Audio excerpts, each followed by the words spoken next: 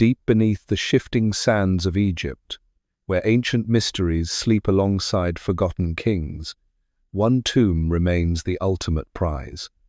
For over 2,000 years, archaeologists have searched for it. Empires have risen and fallen, while its location stayed hidden. And now, after decades of failed attempts, one determined archaeologist believes she's finally closing in on the greatest discovery in human history. This isn't just any tomb.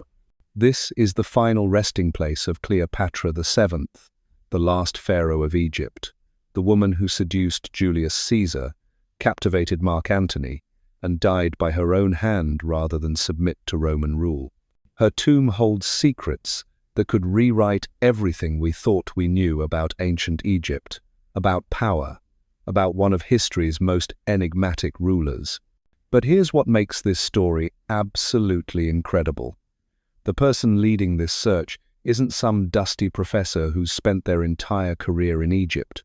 She's a Dominican criminal lawyer who gave up everything, moved to a foreign country, and taught herself archaeology because she had a theory that everyone else said was impossible. Her name is Dr. Kathleen Martinez, and for the past 20 years she's been digging in a place most experts dismissed as worthless. While other archaeologists searched the obvious locations, Martinez followed a hunch that led her to a forgotten city 25 miles west of Alexandria, a city whose ancient name translates to the Great Tomb of Osiris. And now, after years of skepticism and ridicule, her excavations have uncovered something extraordinary, a marble bust that might be Cleopatra herself. Hundreds of coins bearing the queen's image, ancient tunnels stretching deep underground, and most shocking of all, a discovery so recent that it's still making headlines around the world. But before we dive into what Martinez found, we need to understand why this tomb matters so much. Because Cleopatra wasn't just another ancient ruler. She was the last link in a chain that stretched back 3 centuries, the final pharaoh of a dynasty that had ruled Egypt since Alexander the Great carved up his empire. When Cleopatra took the throne in 51 BCE, Egypt was the richest nation in the Mediterranean world. Its capital, Alexandria, was the center of learning, home to the famous library that housed the accumulated knowledge of civilization. But Egypt was also caught between the rising power of Rome and its own internal struggles for control. Cleopatra understood something that other rulers of her time missed. Power wasn't just about armies or wealth. It was about perception, about narrative, about making people believe in something greater than themselves. She claimed to be the reincarnation of the goddess Isis. She presented herself as the divine protector of Egypt, and unlike every other member of her Greek royal family, she actually learned to speak Egyptian. This wasn't just political theater. Cleopatra was genuinely brilliant. She spoke 9 languages. She was trained in mathematics, philosophy, and rhetoric. She understood medicine and law. In a world where most women had no power at all, she commanded an empire and negotiated with the most powerful men of her age as an equal. But here's where her story becomes tragic and legendary at the same time. As Rome grew stronger, Cleopatra realized that Egypt's independence was slipping away. She needed allies, and she found them in Julius Caesar and later Mark Antony, 2 of the most powerful Romans of their era. Her relationships with these men have been romanticized and distorted for centuries. Roman propaganda painted her as a seductress who corrupted noble Roman leaders. But the truth was more complex. These were political alliances, as much as they were love affairs. Cleopatra was fighting for her country's survival, using every tool at her disposal. The end came at the Battle of Actium in 31 BCE. Octavian, who would later become Emperor Augustus, declared war on Cleopatra and Mark Antony. Their combined fleets clashed in the waters off Greece, and when the battle turned against them, Cleopatra made the calculated decision to withdraw with 60 of her ships. What happened next has become one of history's most famous love stories and tragedies.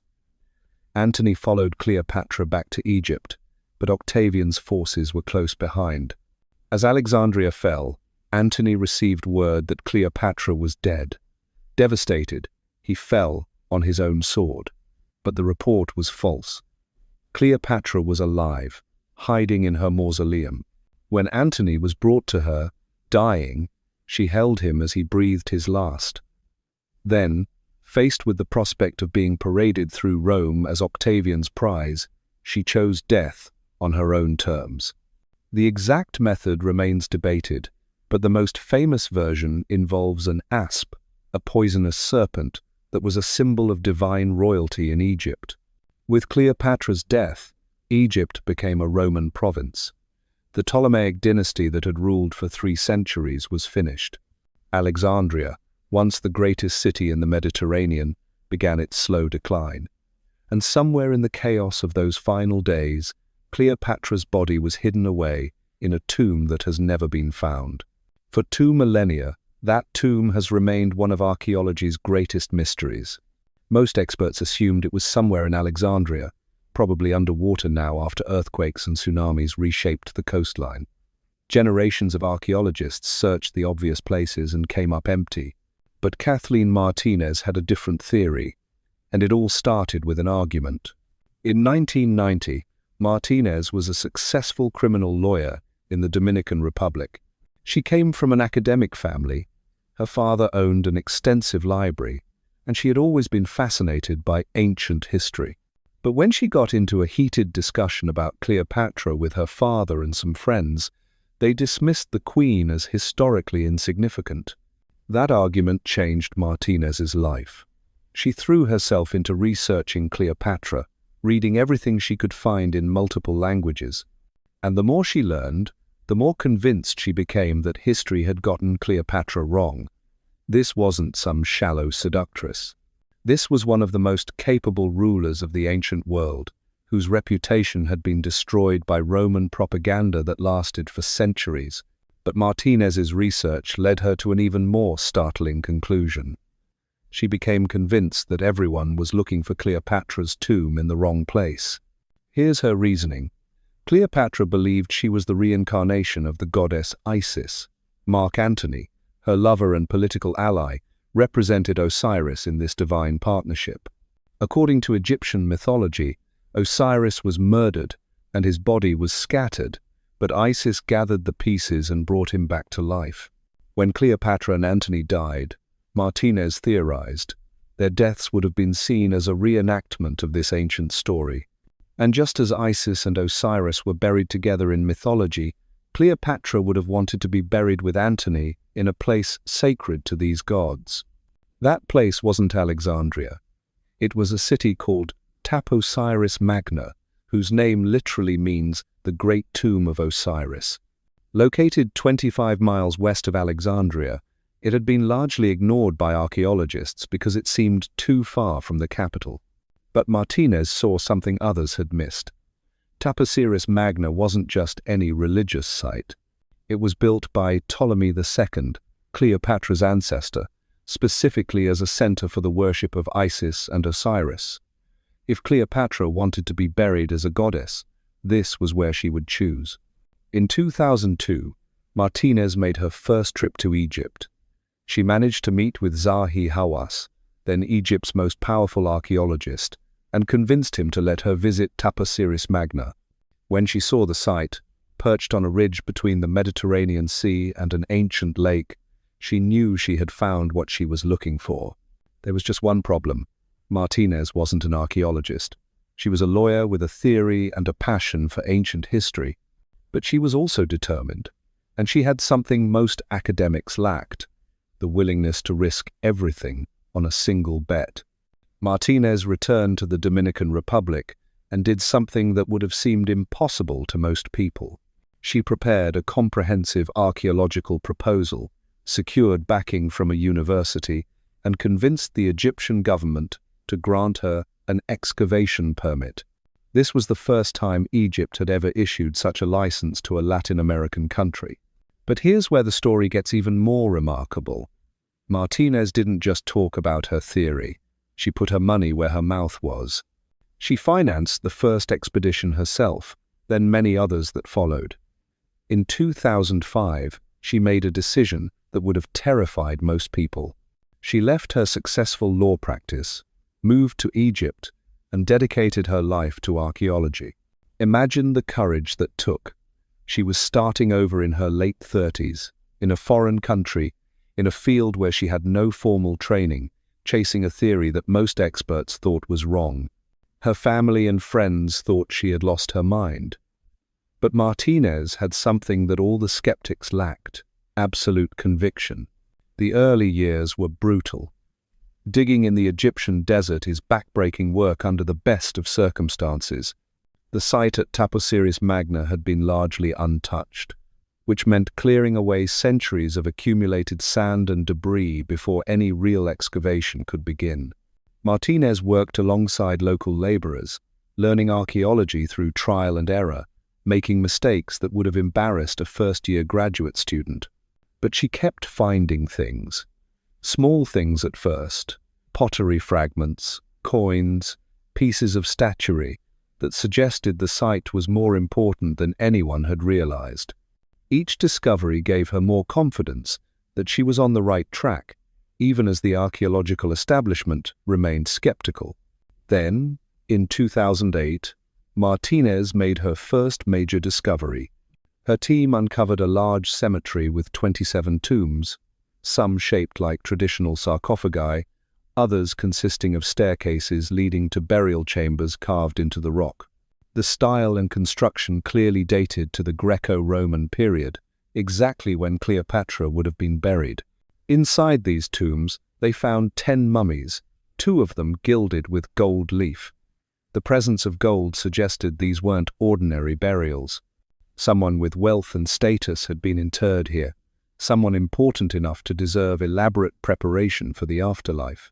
But the real breakthrough came when Martinez's team began analyzing the coins they found scattered throughout the site. These weren't random artifacts. They were deliberate deposits, placed there for specific purposes, and many of them bore images that made Martinez's heart race.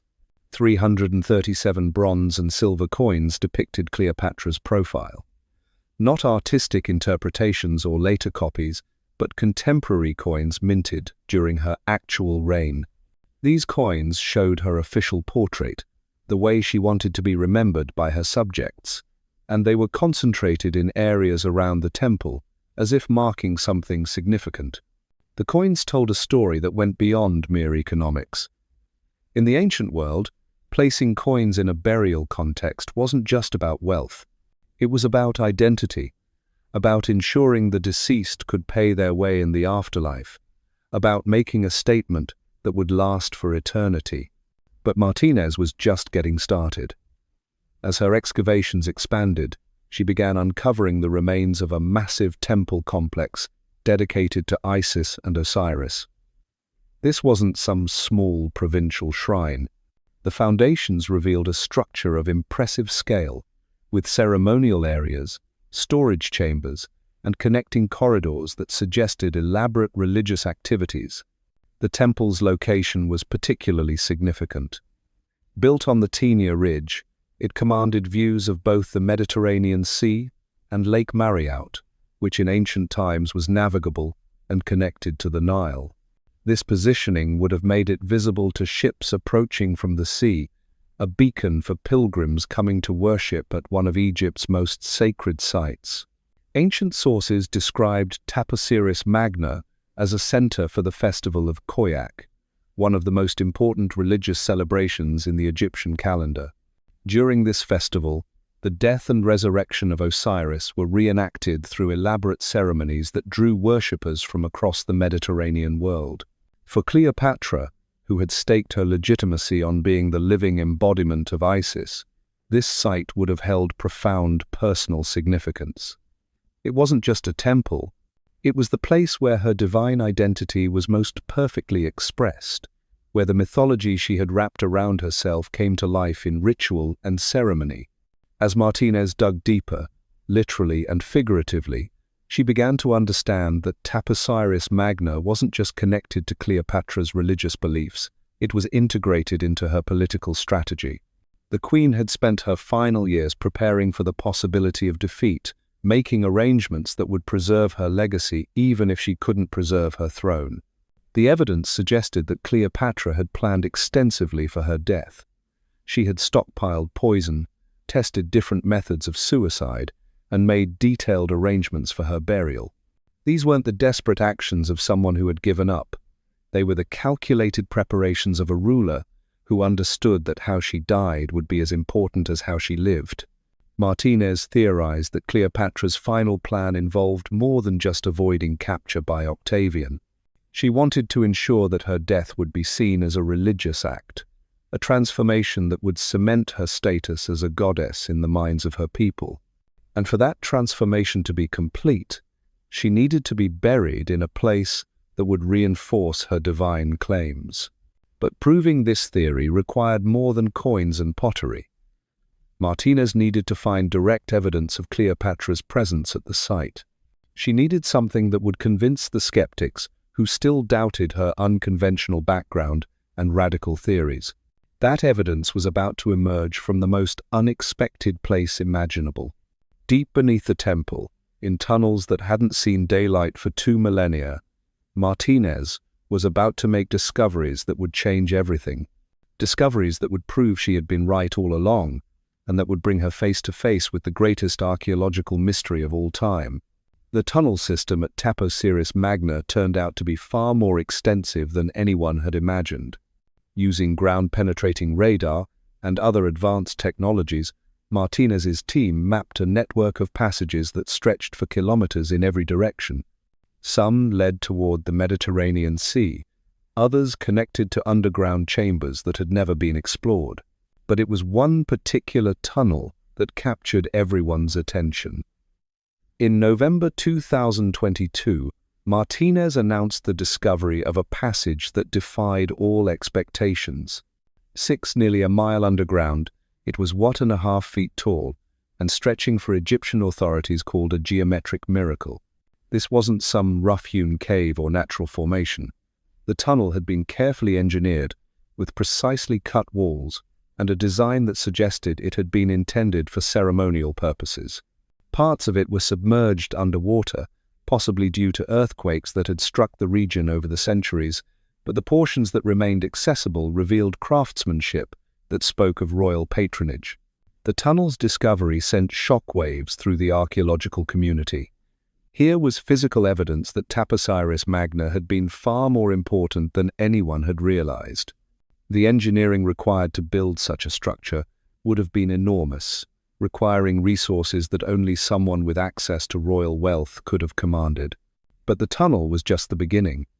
As Martinez's team explored the chambers connected to it, they began finding artifacts that brought them closer to Cleopatra than any previous expedition had managed. The artifacts Martinez found weren't just ancient relics gathering dust in forgotten chambers. They were messages from the past, deliberate clues left behind by people who wanted their story to be discovered. And the story they told was more dramatic than any Hollywood screenplay.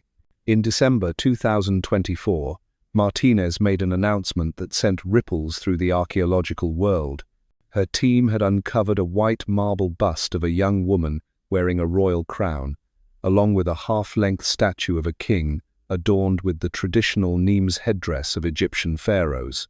These weren't crude provincial sculptures, they were works of art that displayed the skill and resources available only to the highest levels of ancient society. Martinez was convinced the female bust represented Cleopatra herself. The features, the royal regalia, the context of the discovery all pointed to the last queen of Egypt. But not everyone agreed with her interpretation, and the debate that followed revealed just how contentious archaeological discoveries can become when they challenge established theories. Critics pointed out that the sculpture showed Roman artistic influences rather than traditional Egyptian styling. During Cleopatra's era, they argued, pharaohs were typically depicted according to ancient Egyptian conventions, not Roman ones. The controversy highlighted a fundamental challenge in archaeology. How do you prove the identity of a 2,000-year-old sculpture when the person it might represent has been dead for millennia? But Martinez had more than just statues to support her case. The systematic nature of the discoveries at Taposiris Magna suggested something far more significant than random archaeological finds. This was beginning to look like a coordinated effort by ancient people to create a sacred complex worthy of the most important burial in Egyptian history. The evidence was accumulating in ways that couldn't be dismissed as coincidence. Foundation deposits discovered beneath the southern wall of the temple enclosure contained ceremonial items that offered new insights into late Ptolemaic religious practices. These weren't everyday objects. They were specialized ritual items, the kind used in ceremonies reserved for the most sacred occasions. The excavations also revealed the remains of an older Greek temple dating to the 4th century BCE, which had been deliberately destroyed sometime between the 2nd century BCE and the early Roman period. The timing was significant. This destruction would have occurred during the final years of Ptolemaic rule, exactly when Cleopatra would have been planning her legacy. Martinez theorized that the older temple had been torn down to make way for something more important, something that required a clean slate and a fresh start. The careful burial of foundation deposits suggested this wasn't random destruction, but a planned renovation, the kind of massive construction project that only royal patronage could have supported. But perhaps the most intriguing discovery was what Martinez found when her team began exploring the underwater sections of the site. Working with marine archaeologist Robert Ballard, the same explorer who had discovered the wreck of the Titanic, Martinez launched expeditions into the submerged portions of ancient Taposiris Magna. The underwater exploration revealed structures that defied natural explanation. 3-meter-tall formations rose from the seabed in configurations that looked distinctly artificial. The team found basalt, the same material used in statues discovered in the main temple, confirming that these underwater structures were the remains of ancient buildings rather than natural rock formations. The implications were staggering. If parts of Taposiris Magna extended underwater, then the original complex had been far larger than anyone had imagined. Martinez identified more than 5 additional points of interest for future excavation, some located as far as 10 kilometers from the current coastline. This discovery supported a theory that many archaeologists had been reluctant to consider. What if Cleopatra's tomb wasn't a single structure, but part of a vast sacred landscape that had been partially claimed by the sea? Ancient sources described elaborate funeral preparations that went on for weeks after Cleopatra's death. Such extensive arrangements would have required more space than a simple burial chamber could provide. The underwater findings also explained why traditional searches in Alexandria had been unsuccessful. The devastating earthquake and tsunami of 365 CE hadn't just damaged buildings, they had permanently altered the coastline, submerging entire districts of ancient cities. If Cleopatra had been buried in a coastal location, part of her tomb complex might now lie beneath the Mediterranean. But Martinez's most dramatic discovery was still to come. As her team worked deeper into the tunnel system, they encountered something that stopped them in their tracks. Sealed chambers that hadn't been opened since ancient times, their contents preserved by centuries of darkness and dry desert air. The first chamber yielded 9 white marble busts and other artifacts that clearly dated to the Ptolemaic period. But it was what they found in the deeper chambers that truly captured the world's attention. Mummies with golden tongues, elaborate amulets, and burial goods that spoke of wealth and status beyond anything previously discovered at the site. The golden tongues were particularly significant. In ancient Egyptian belief, the tongue was essential for speaking with the gods in the afterlife.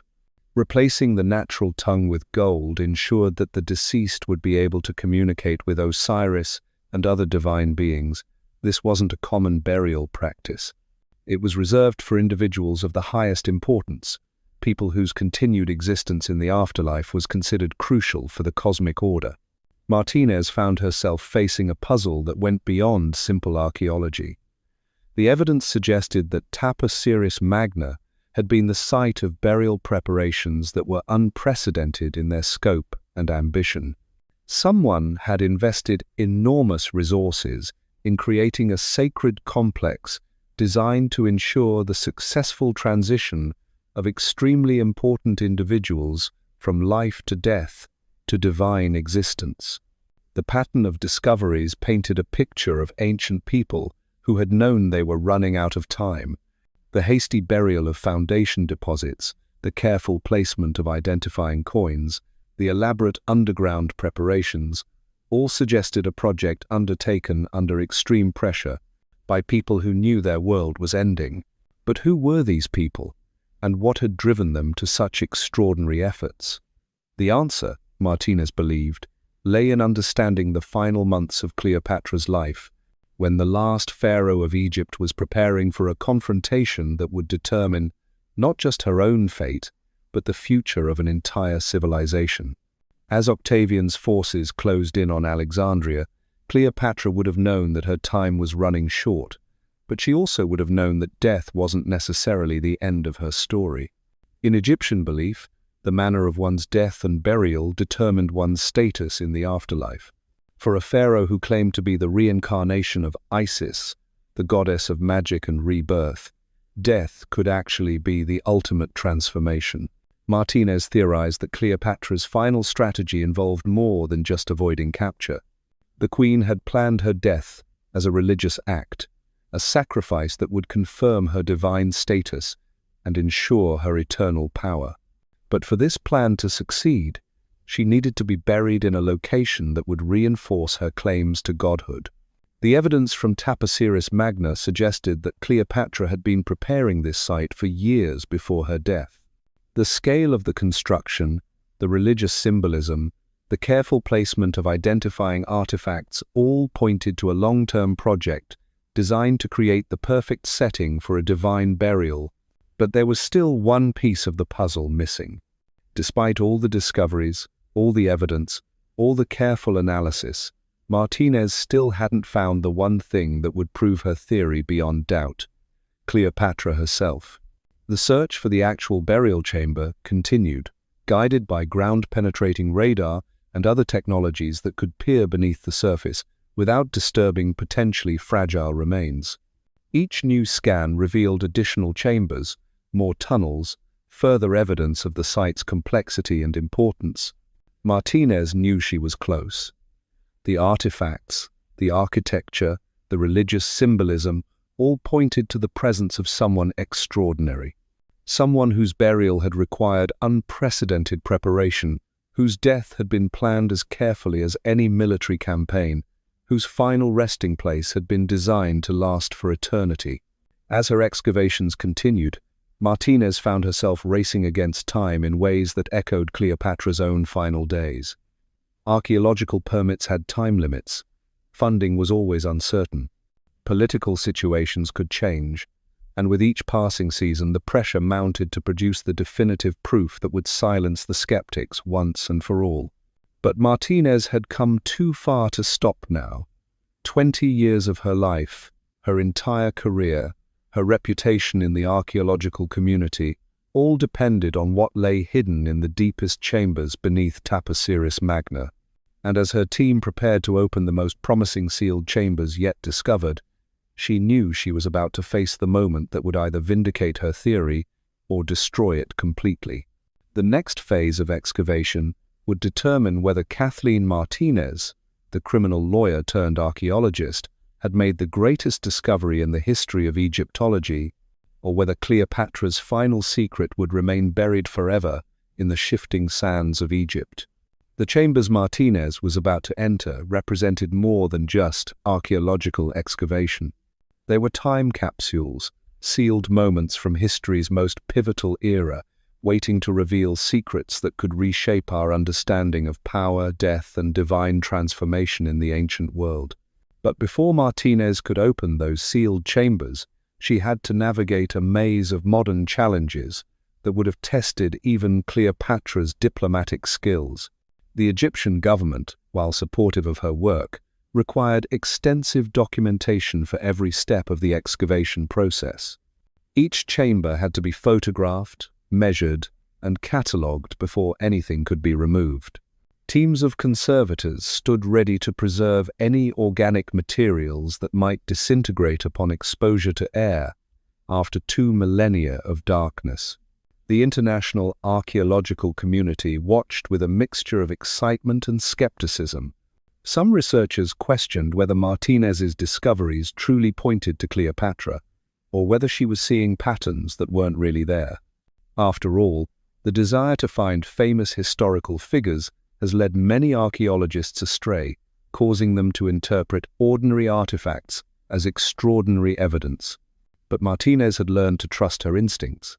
Her legal background had trained her to build cases from circumstantial evidence, to see connections that others might miss, to pursue theories even when they seemed impossible to prove. And everything she had uncovered at Taposiris Magna reinforced her conviction that she was following the right trail. The technological tools available to modern archaeologists gave Martinez advantages that earlier treasure hunters could never have imagined. Laser scanning created precise three-dimensional maps of the underground chambers. Chemical analysis could identify the origins of materials and determine how old they were.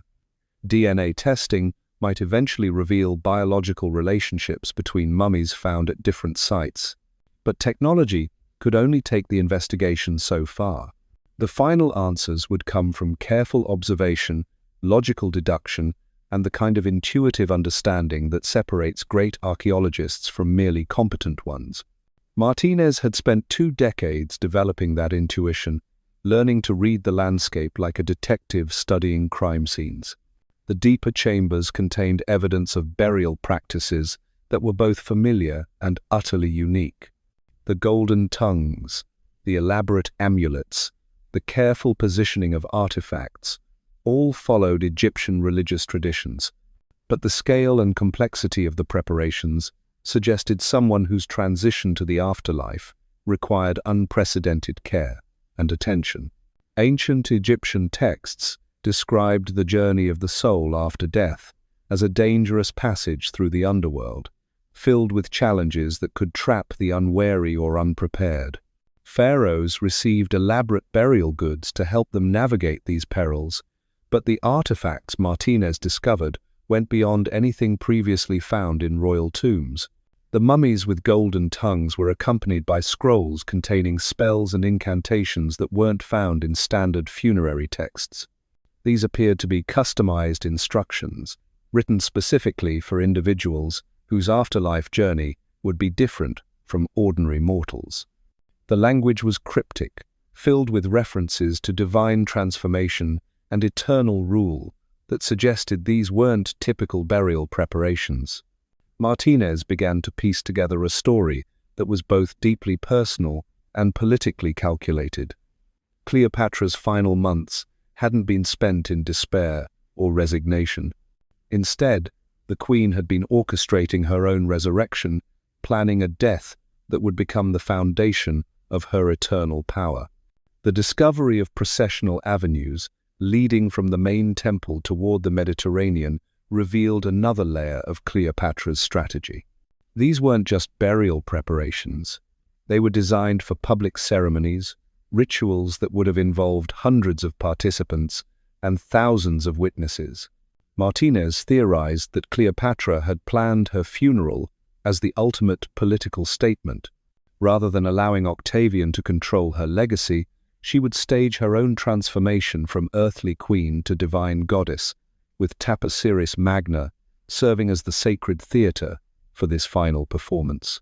The underwater structures discovered by Martinez and Ballard's team suggested that the original complex had extended far into what was now the Mediterranean Sea. Ancient maps and texts described elaborate harbour facilities at Taposiris Magna, designed to accommodate the massive ships that would have brought pilgrims from across the known world. This wasn't just about Cleopatra's personal beliefs. It was about creating a new religious centre that would rival Alexandria itself, a place where the worship of Isis and Osiris would continue even after the Ptolemaic dynasty had ended. Cleopatra understood that political power was temporary, but religious authority could last forever. The coins bearing her image, scattered throughout the site in deliberate patterns, weren't just markers of wealth or status. They were propaganda, designed to ensure that future generations would remember her face, her titles, her claims to divine authority. Each coin was a small monument, a permanent record of her reign that would survive long after her enemies had turned to dust. But Martinez knew that coins and statues, however impressive, weren't enough to prove her theory. She needed to find Cleopatra herself, the physical remains that would provide definitive evidence of the Queen's presence at Taposiris Magna. After 2 decades of relentless searching, Kathleen Martinez stands at the threshold of archaeology's greatest mystery. Whether the sealed chambers beneath Taposiris Magna hold Cleopatra's remains or simply more tantalizing clues, her extraordinary journey has already rewritten our understanding of Egypt's final pharaoh. Sometimes the greatest discoveries aren't found in dusty tombs, but in the courage to chase impossible dreams across continents and centuries.